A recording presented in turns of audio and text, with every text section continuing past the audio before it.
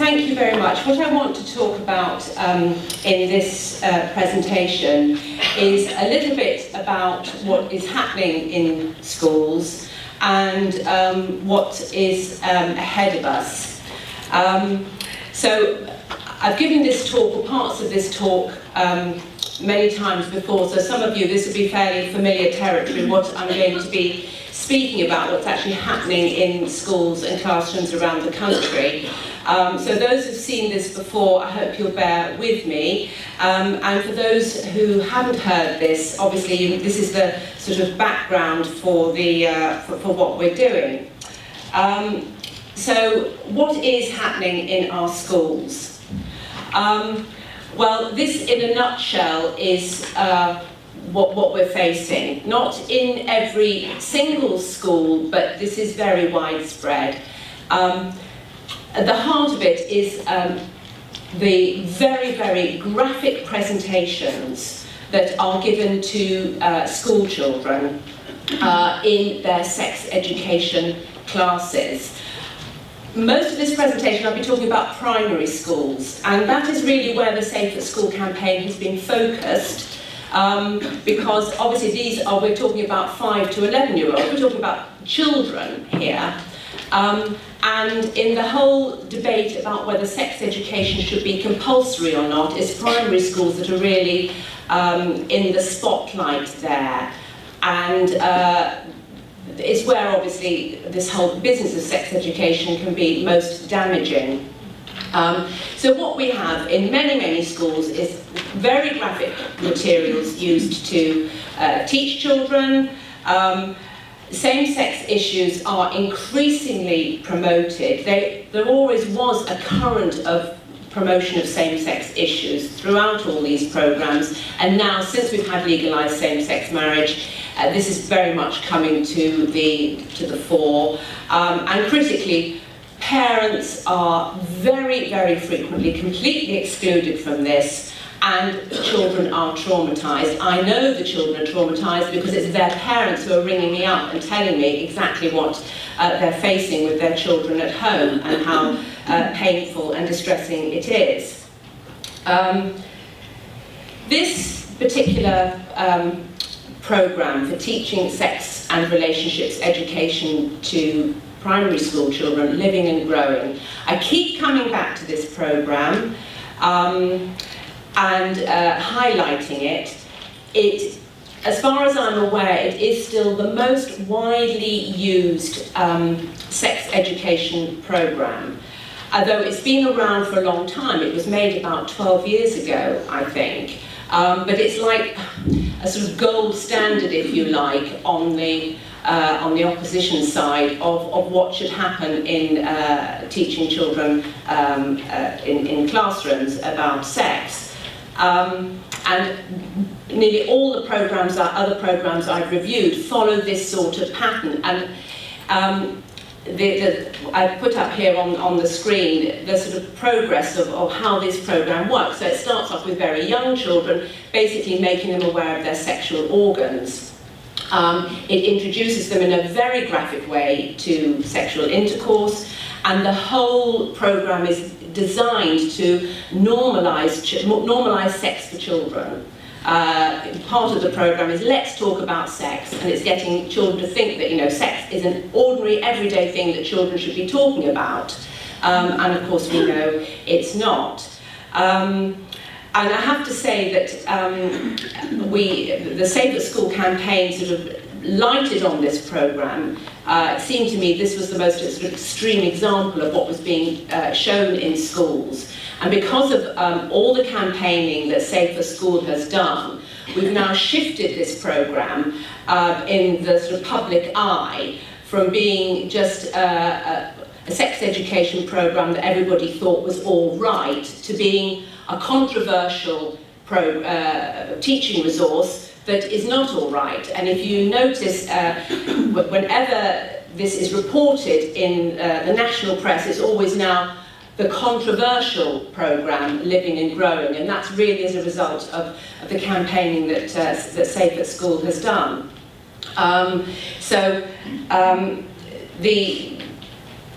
I have in previous presentations shown a clip from this just to let people see exactly what, or how horrific really this programme is. I'm not going to do that today. Many of you will have seen it.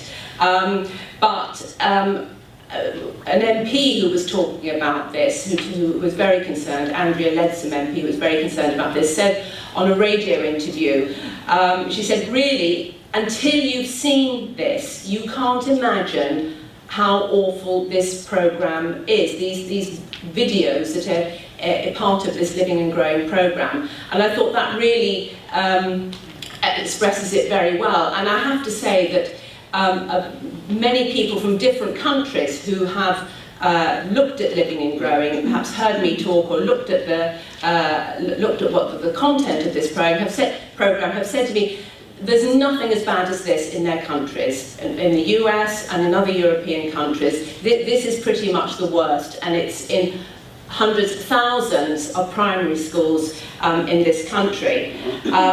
So I'm just going to flash you through a few stills from this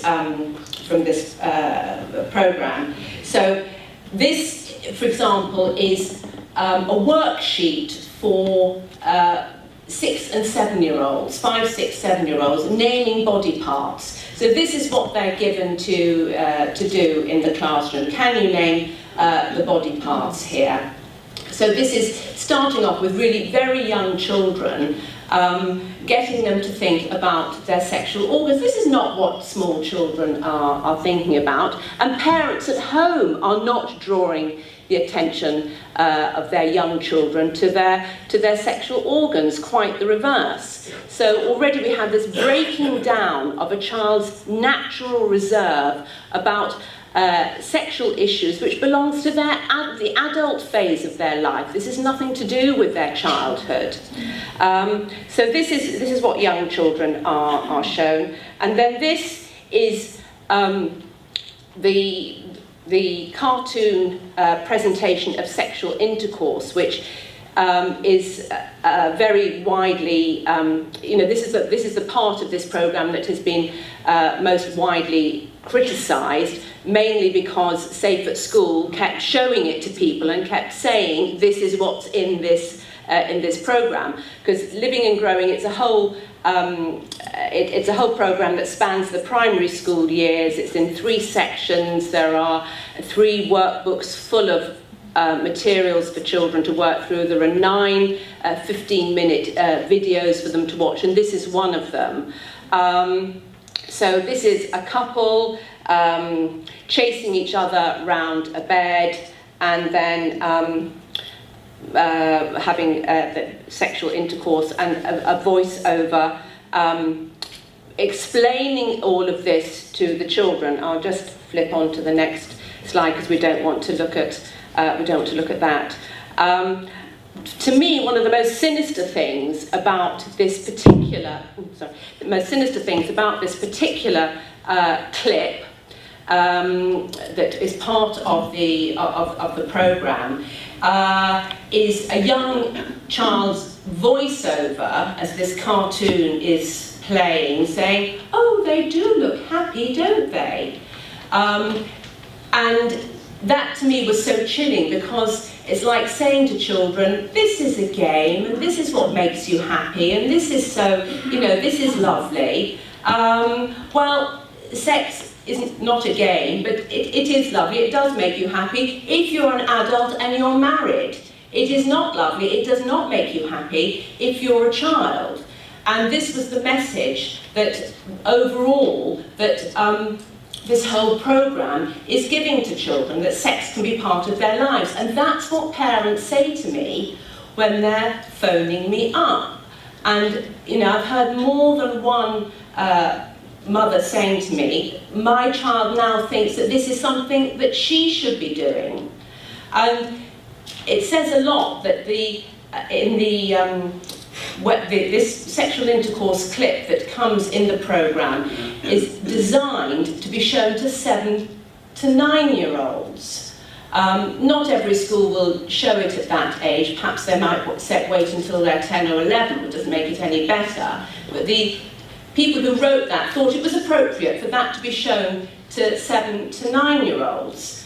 And when parents get on the phone to me, I can almost wait to hear them say, you know, my child is 9 years old, she still believes in Father Christmas and the Tooth Fairy, and she's seeing that in school. So this is, parents instinctively know that this is wrong. Their children shouldn't be seeing this. So that is just to give you an idea of the sort of thing that is used in schools.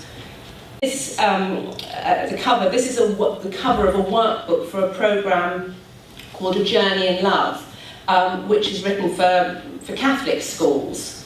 And I think we've got to be aware that many programmes written for Catholic schools, while perhaps not quite as graphic as Living and Growing, are still very far short of what I feel children in primary school should be taught. And this is, as I say, it's called A Journey in Love. It was produced by the Diocese of Brentwood. This is actually quite extensively used in Catholic schools. Catholic schools will buy it because it's got the word Catholic in it. Again, it goes through the same sort of pattern, you know, outline diagrams for children to name the body parts. It includes quite a graphic depiction of sexual intercourse that children learn about in the classroom. And, you know, the teacher's notes include points like, you know, masturbation is a normal part of growing up for children. So, you know, we need to be aware of the content of what's in these programs that teachers are using every year in our schools. I think we need to be aware as well of what the attitude towards parents is in all of this. Because they, as you'll see later on in my talk, are really at the heart of what we're fighting for here. And the more I looked into these different programs, the more it became apparent that there's an underlying sort of attitude here towards parents, which is basically, this issue has got nothing to do with parents. The school is the expert here. It's our job, it's our role to teach children about this, and we parents should be kept at arm's length. And I hear this time and time again from parents who ring me up and say their child's just had the sex education classes. And I say, well, did you know about it? Well, I found a note at the bottom of my daughter's school bag, and there was a meeting, but it was 3 o'clock on a Friday afternoon, and we only had 3 days' notice. And, you know, I can't get to them. So all of this sort of thing, schools, many schools are not making it at all easy for parents to find out what is actually going on in schools, being taught in these lessons. So parents are very much excluded, and an attitude towards parents is in these programs, keeping parents at a distance in the child's mind. So in the Living and Growing, there's a section where there's an agony aunt talking to, in the film, to the children, saying to them, train your parents, talk to them as adults, show them that you can be sensible, and very often they will learn to be sensible too. Excuse me, the last time I looked, it was the parents who are the adults, the parents who should be training the children, and it's the parents who are the sensible ones, hoping that their children will one day learn to be sensible too. So it's that to me sort of encapsulates this whole attitude towards parents, which you'll see just goes from bad to worse, really. But you can say, well, you know, oh, a child only hears that once, it's not going to make a big impression on them. The point is, we don't know what, children see things and hear things, and anybody who's a parent knows that sometimes you just don't know what your child's taken in, what they haven't taken in. So that could be very damaging for a child. But I think the people that it damages even more, the people who are hearing this year in and year out, and it's getting into their psyche, are the teachers. The teachers who are hearing, oh well, the parents need to be trained. Sorry, the parents are the experts, and that's a theme that I want to return to. So I just wanted to share this experience with you, one parent's experience. So I'll read this out. This was a letter to I suppose an agony aunt, an advice giver, writing saying, our 12-year-old son seems to be traumatised by his school sex education classes. As overworked parents, we don't claim to be 100% on top of everything in his world. However, now we are dealing with the fallout from his sex education class at school. Completely traumatised, he refused to talk to us and could only face speaking to me from under the pillow he had over his head. This is the boy speaking. I'm not ready to hear all this yet. I don't know who I am, what my role as a man should be in this world. Our son does know the facts of life, but we put them in context within a loving relationship. As parents, we don't quite know how to help him with the feelings he is now struggling with. Do you have any advice? So this seemed to me to be a real sort of cry from the heart from this parent, and this was in the Times newspaper just a couple of months ago. And the person who responded to this parent is this lady, Professor Tanya Byron. And she says, facts are facts, and if they induce an anxiety response, they need to be carefully unpacked and regularly discussed to expose the anxious child to them in a way that desensitizes them. Quite. To me that means, well, tough. This is what he's got to hear. Just keep saying it over and over again to him, and he'll get used to it. The professor goes on to say, I can completely understand that your son's sex education class could have been too much information for him too early in his development, and therefore leave him feeling troubled. It's not that it could have been, it was. This is what happened to the child. However, it is important that we educate children about these issues to ensure that they can look after themselves physically, mentally, and emotionally. Well, traumatising a child so he can only talk to his mother with his head under a pillow does not seem to me to be a very good way of educating and helping a child to look after themselves physically, mentally, and emotionally. And in any case, I have a real issue with this whole push to equip children to defend themselves, equip children to look after themselves. This is what keeps coming up from the sex education lobby. Yes, parents do equip children to look after themselves, but ultimately, what equips a child to look after themselves best is knowing that they are protected by their parents. It's not the responsibility of children to be the main protectors of themselves. Children need their parents to protect them, and as they grow up, they learn how to, little by little, how to protect themselves. But the whole emphasis is being shifted away from parents as protectors of children, which is at the heart of what it is to be a parent, to, no, we've got to get the children to do this. And finally, the professor says, to enable our young people to make informed decisions, reduce their chances of being vulnerable to exploitation, and help them to develop emotional resilience in the face, of adult content, we must be open in our discussions about sex and sexuality. So, to my mind, she has not addressed this poor parent's concerns at all. And the line she's taking here is that all of this is necessary. We absolutely have to expose children to all of this sort of thing to help them make informed decisions and reduce the chances of them being exploited. Now, how a child is going to, who has been so traumatised, I've just quoted extracts from what she wrote in this letter to the Times. There's more about the content of what happened in the classroom, which I didn't really want to go into here.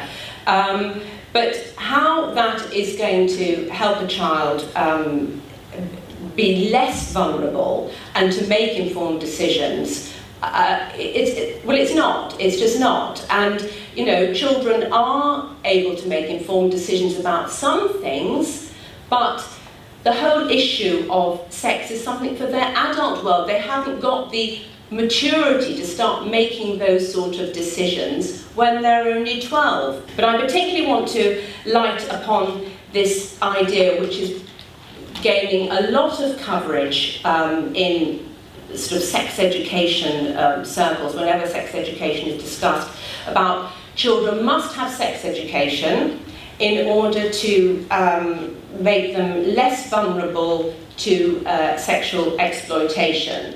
And then the guilty party for promoting this piece of misinformation, or lie, really, is Ofsted. Ofsted produced a report in 2013, I think it was last year, about the state of sex education in schools. And of course they said, oh, it's not good enough. I think "Not Good Enough Yet" was the title of the report.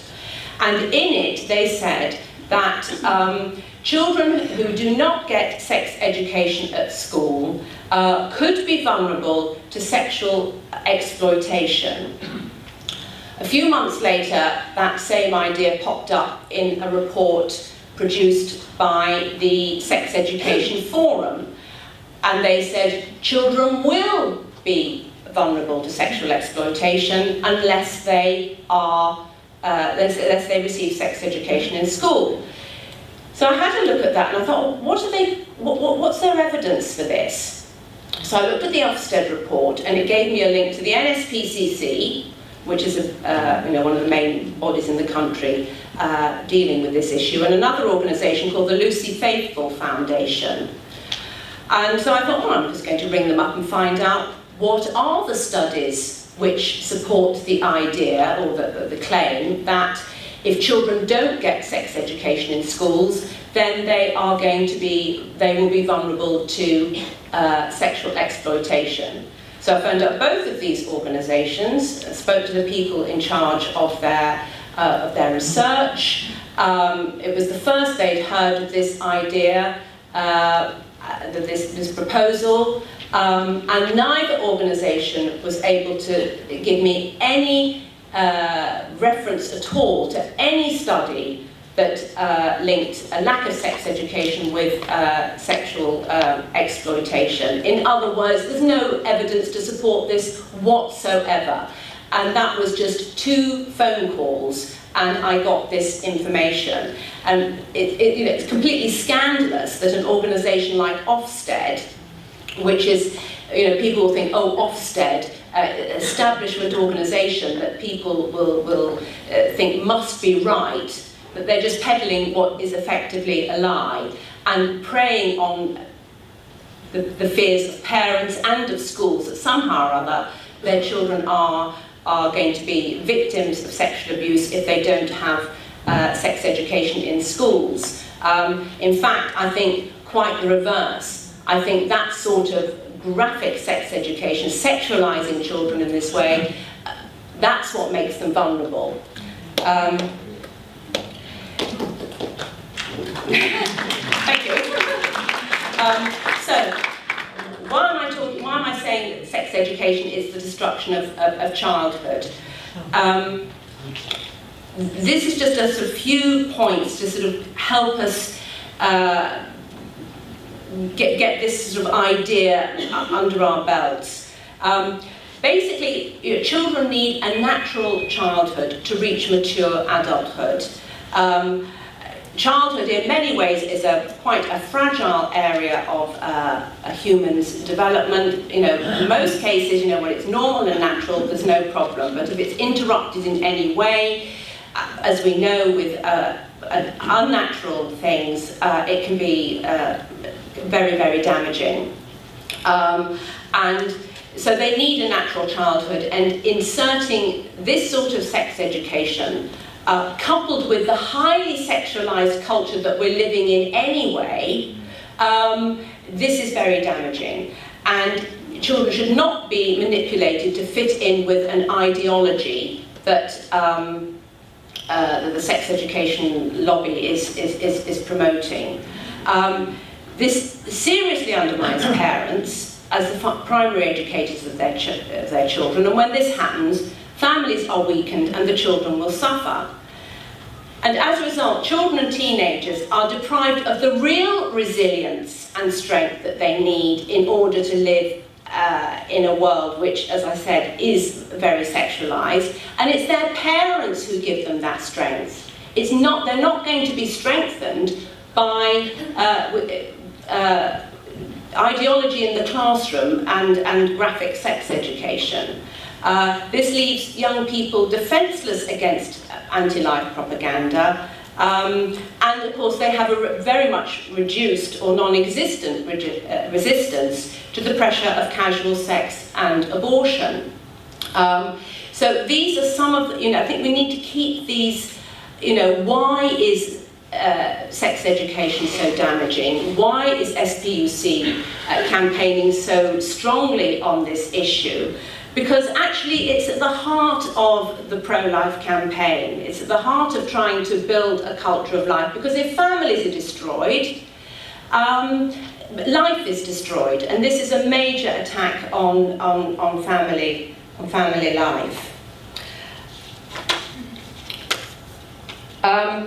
I just want to touch on this very quickly, because this still remains, teenage pregnancies, this still comes out time and time again.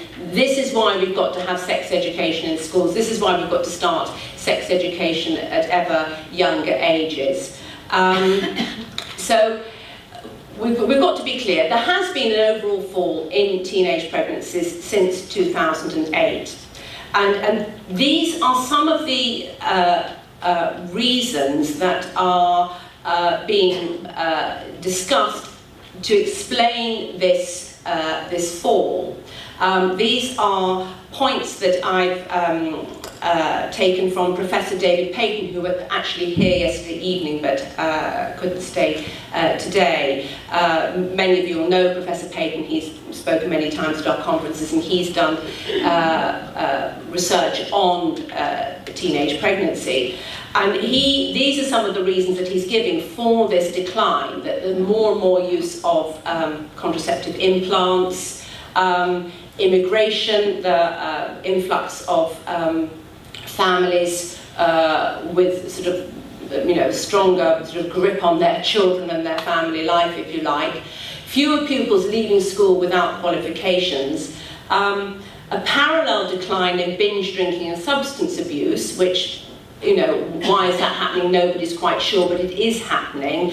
And teenage pregnancy is very much linked with drinking. But critically, there is no evidence that sex education is contributing to this overall decline. So I think we need to be clear about that when we hear commentators saying sex education is working because the teenage pregnancy rate is going down. Yes, it's going down, but it's not because of teenage pregnancies. This is a report, it's guidelines for schools that was published earlier this year. I want to talk a little bit about this because it's quite important. It was produced by Brooke, who we know, major abortion promoters, the PSHE Association, and the Sex Education Forum. They're sort of the triumvirate, if you like, that are really at the heart of the sex education lobby, pushing for compulsory sex education and really sort of trying to build up parliamentary support for a change in the law to make sex education compulsory.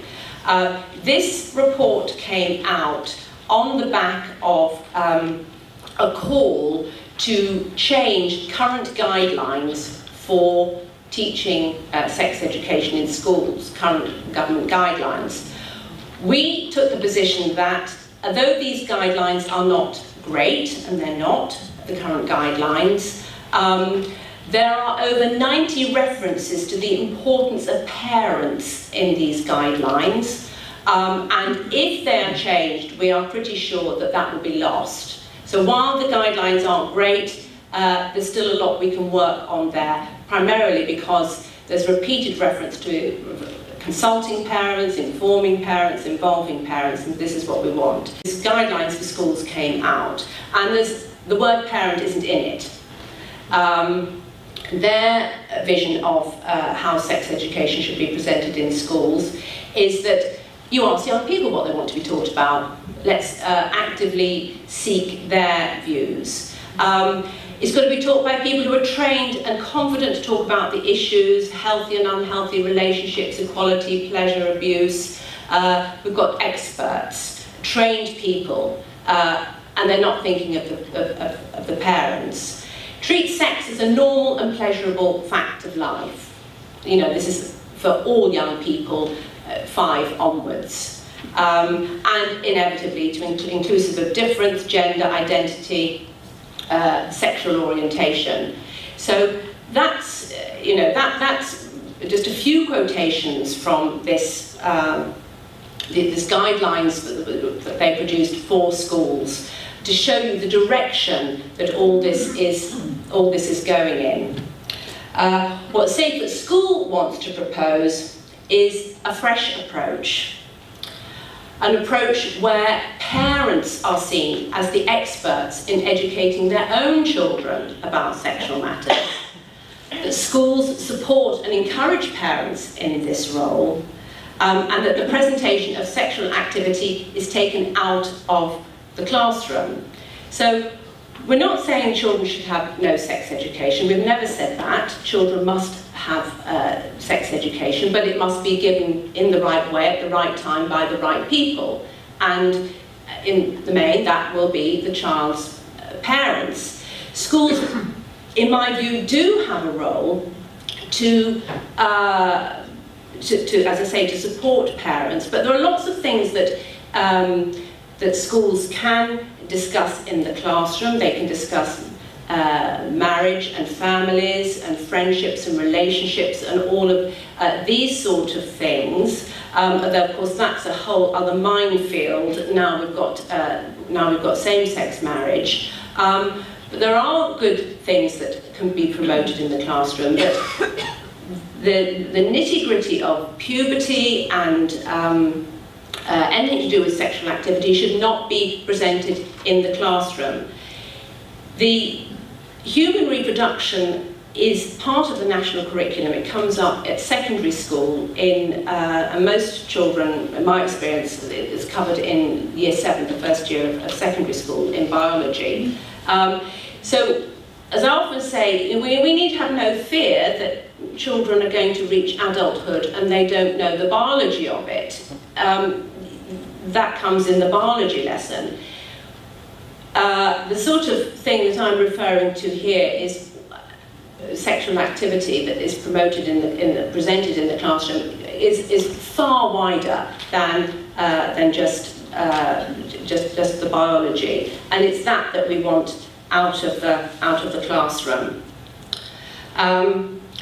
So the role of parents is actually at the heart of the campaign against compulsory sex education, and this is our next big challenge: compulsory sex education. We must, to start, why, in a few points, is it critical that sex education remains a non-compulsory school subject. It's critical because it is an acknowledgement, the fact that it is not, schools don't have to teach it, that parents can withdraw their children from these lessons if they wish to, is to me a very important acknowledgement, is that the parents are responsible for their children in this area of their upbringing, not the state.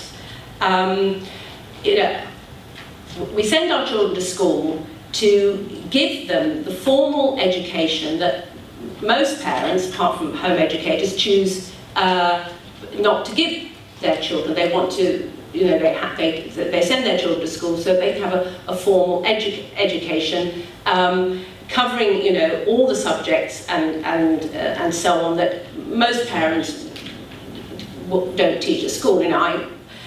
I couldn't teach my children maths GCSE, for example. I send them to school to get that qualification because that's something that I can't teach them at school. I can teach them about morals and values and about puberty and sexual issues at home. I don't need to send them to school for that. That's my job. And once the school, if sex education is made compulsory, that is wiping me out of that area of my child's life. Because, as I say, the point here, it's parents that pass on their families' values to their children, not schools. The schools can promote many, many good values to children, but in the area of sexual development, that requires particular attention, and that's the role of parents. And protecting children is a fundamental role of parents, not schools. And this growing idea that somehow schools teaching sex education is critical for the protection of children is completely wrong, and it seriously undermines parents' vision of what they're there for. I think it's very confusing for parents. Well, if this is a school's role, what should I be doing? As I say, formal education is the role of the schools. So, what Safe at School wants to promote. Missed a slide here. I'm sorry. What the school wants to promote is. Safe at School wants to promote is the idea of the parents as the experts and the schools as supporters of parents. So we're not wiping schools out of the picture altogether. They do have a very important role, but they should not be taking over from parents. So now I would want to talk very quickly, before we run out of time, what's ahead. And I've been saying for some time now that whichever party we get after the election next year, there will be moves to introduce compulsory sex education. I've seen this growing, and 26th of August, I wasn't in the least bit surprised, Nick Clegg coming out with compulsory sex education, calling for compulsory sex education for 7-year-olds.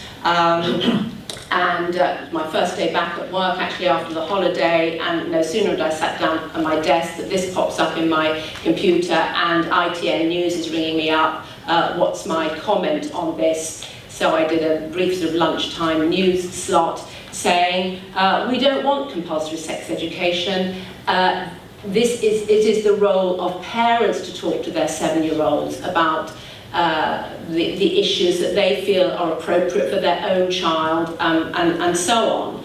And of course I was shouted down by the woman from the Humanist Association saying, children have got, 7-year-olds have got to learn about consent, domestic violence, abuse.